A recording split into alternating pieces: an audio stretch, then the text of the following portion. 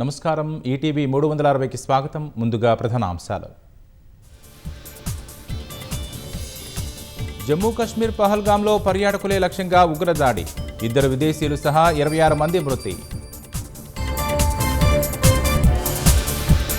ఉగ్రదాడిలో హైదరాబాద్లో పనిచేస్తున్న కేంద్ర ప్రభుత్వ ఉద్యోగి మృతి, ఐడి కార్డు చూసి భార్య పిల్లల ముందే కాల్చి చంపిన ముష్కరుడు. ఉగ్రదాడి నేపథ్యంలో సౌదీ పర్యటన రద్దు చేసుకున్న ప్రధాని, ముష్కర చర్యను ఖండించిన ప్రపంచ దేశాలు మద్దతుగా ఉంటామన్న ట్రంప్. జపాన్లో ముగిసిన సీఎం రేవంత్ రెడ్డి బృందం పర్యటన, 12,000 కోట్ల పెట్టుబడులు, 30,000 ఉద్యోగావకాశాలు సాధించిన సర్కార్. ప్రతి సోమవారం ఇందిరమ్మ ఇళ్ల బిల్లులు చెల్లిస్తామన్న పొంగులేటి, భూభారతి గృహ నిర్మాణంపై కలెక్టర్లు దృష్టి పెట్టాలని ఆదేశాలు.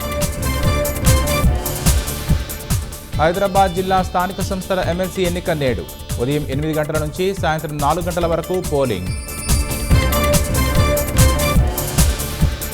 కరీంనగర్ స్మార్ట్ సిటీ పెండింగ్ పనులపై కొనసాగుతున్న సందిగ్ధత, గత నెల 31కే ముగిసిన గడువు, నిధులపై రాని స్పష్టత. శాంతి భద్రతల పరిరక్షణకు ఉపయోగపడని సీసీ కెమెరాలు ఎందుకు, రికార్డుల్లో చూపడానికే ఏర్పాటు చేస్తున్నారా అని హైకోర్టు ఆగ్రహం.